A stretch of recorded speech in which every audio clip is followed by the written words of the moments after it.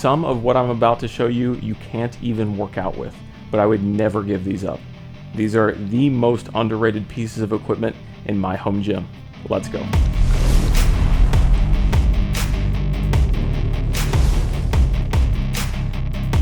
What's up guys, Kyle with HypertroFit.com, the best place to design your home gym and develop your training program. Today I'm going to show you my most underrated pieces of equipment in my gym. They get tons of use. Some might not even be for exercise. A lot of them are for storage, but you'll see a lot of different pieces that provide a ton of value no matter what your training space looks like. So I'm going to jump on the other side of the camera today and walk you through to show you what each of these are. Let's get into it.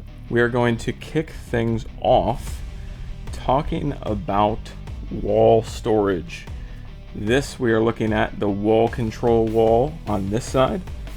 And if I flip to the other side, we have my barbell wall.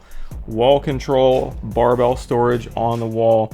All of this is saving you space on the floor, which is by far the most valuable commodity that you have in a home gym. Simple example, all of those bars on the wall used to be in a 9-bar holder sitting right over here underneath where my hack squat now is. While a 9-bar holder does not take up a lot of space, it took up enough space that I wouldn't have been able to put this here had I not moved those to the wall. So just that simple movement allowed me to put a massive piece of equipment in that spot. So those are incredibly valuable. These are simply 2 gun racks. The top is a 6-bar rack from Titan Fitness. The bottom is a 3-bar from Rogue. All the companies that make these, they're all essentially the same. UHMW, protecting your bars. That's pretty much all you need to look out for.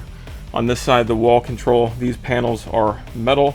They have a bunch of different attachments that allow you to hold tons of different stuff on here. As you can see, I have a bunch of different rack attachments, landmine attachments, sleeves, wraps, belts, you name it. This is a catch-all for all of my equipment on this wall. And then on the back wall over here, you can also see that I have all of my cable attachments hung up on that wall control. So this stuff is super versatile. It's very strong. Like over here, some of these pieces are like 30-40 pounds that are hanging off of this, and it's no problem for it whatsoever. So wall control, wall storage in general is easily the #1 most underrated thing in a home gym. We're gonna keep a very similar category on this next one, and we're gonna move on to rack attached storage. And the reason why I love rack attached plate storage specifically is because of how nice it makes loading up your compound lifts, like your squats and your bench presses, heavy rows, anything that you're doing out of the rack. Being able to load up each side with the weight plates right there is super nice. I also like having my 45s a little bit higher off the ground so that they're easier to get to. And you'll notice the reason I built my gym in this orientation was so that I also have direct access to the same plate storage when I'm doing deadlifts. So this is my deadlift area, the stall mats on the floor here, and I can access all the same plates that I use for my squats and bench from the exact same area.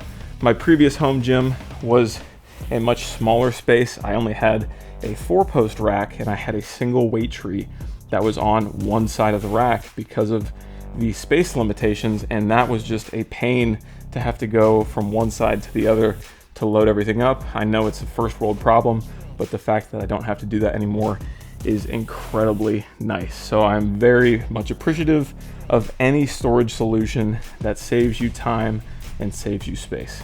Now next, we'll move on to something that isn't storage, and that is this rep floor mat. This is a 4-fold mat and can fold up to basically no space at all.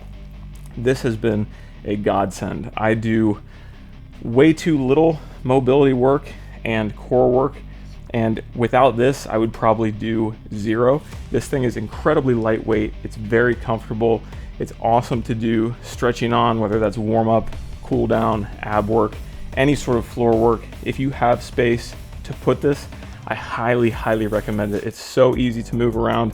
It's not expensive. And when you're not using it, you can store it away by folding it up if you absolutely need to. But I prefer to just leave this out so that I can use it whenever I come down here, because otherwise I would probably just be ignoring it. The next thing we will move back to this corner to show off is the fat pad.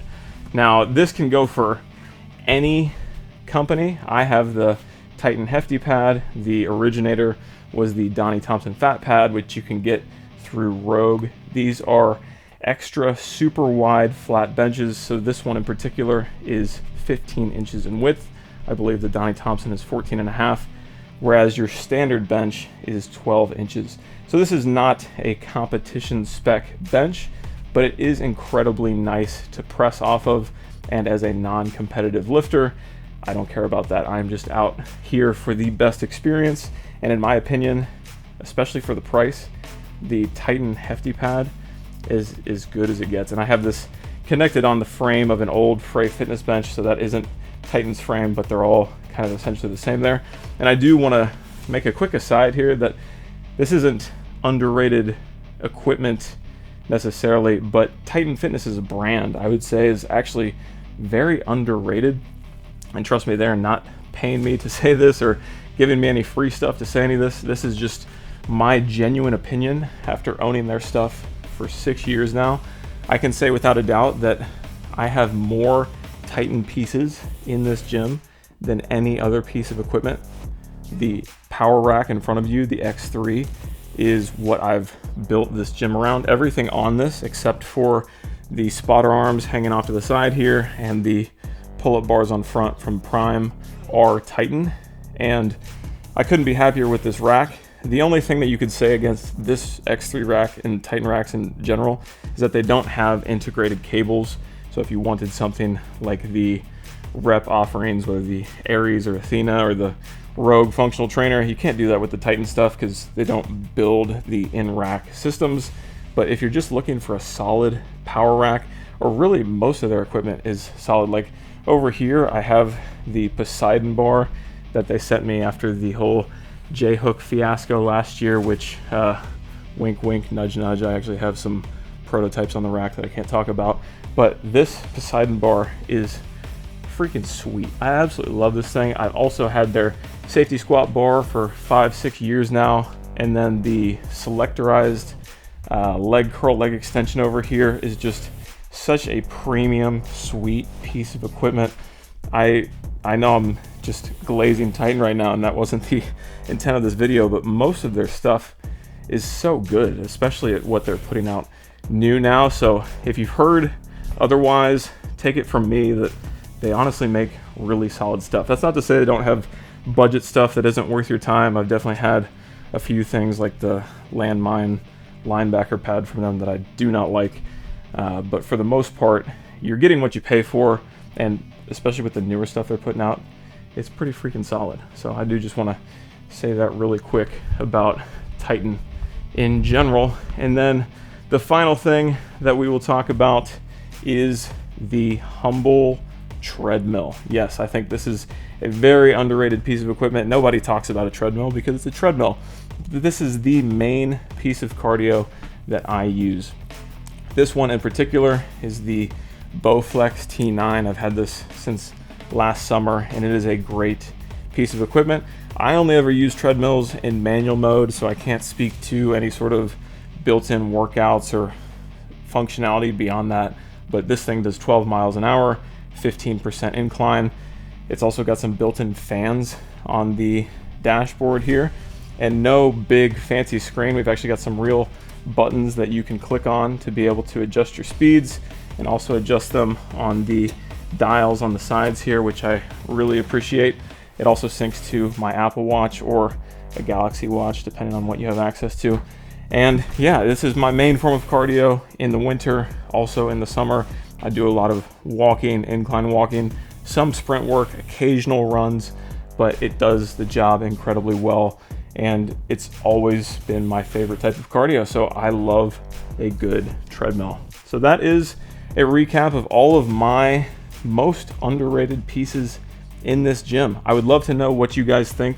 If there are any hidden gems in your gym that you need to let people know about, drop those below to not only help others, but also help me, because I'm definitely interested in learning a little bit more about what some of you guys have been using. So I hope you enjoyed this one, and I will catch you guys again in the next one.